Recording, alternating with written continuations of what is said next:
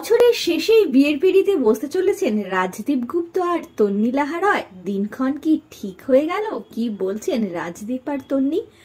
আপনাদের সবাইকে স্বাগত সিনে গসিপে। সোশ্যাল মিডিয়ায় মাঝের মধ্যেই দুজনকে দেখা যায় একসঙ্গে কাটানো সুন্দর সুন্দর মুহূর্ত শেয়ার করতে।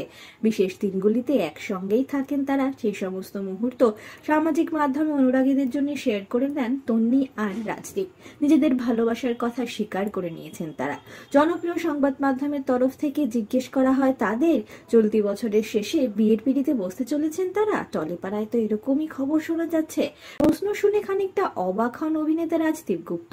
একগাল হাসি নিয়ে অভিনেতা জানান, না, এই মুহূর্তে সত্যি কোনো প্ল্যান নেই। সম্পর্কে রয়েছি আমরা, এটা তো সত্যি, তবে বিয়ের ব্যাপারটা দুই বাড়ি থেকে কথা বলে ঠিক করবে। এখনো এসব নিয়ে কোনো কথাই হয়নি। প্রসঙ্গত 2024 সালে তন্নির মা মারা গিয়েছেন, 1 বছর হয়নি। তাই অভিনেতার কথায় বাৎসরিকের কাজ না হলে তো এ বিষয়ে কথা হয় না, এমনকি ভাবা উচিত না। তবে যেদিন বিয়ের দিনক্ষণ ঠিক করব সকলকে জানাবো। এই মুহূর্তে তন্নি ব্যস্ত তার শুটিং এর কাজ নিয়ে। তারও একই মত।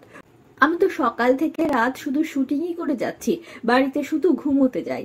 তাই বিয়ের প্ল্যানিং করার সময় কোথায়? তাছাড়া মা চলে গিয়েছেন, এখনো 1 বছর হয়নি। তাই আমি শুধু কাজের দিকেই মনোসংযোগ করছি। তন্নি আর রাজদীপের আগামী জীবনের জন্য রইল অনেক শুভেচ্ছা, অনেক শুভকামনা।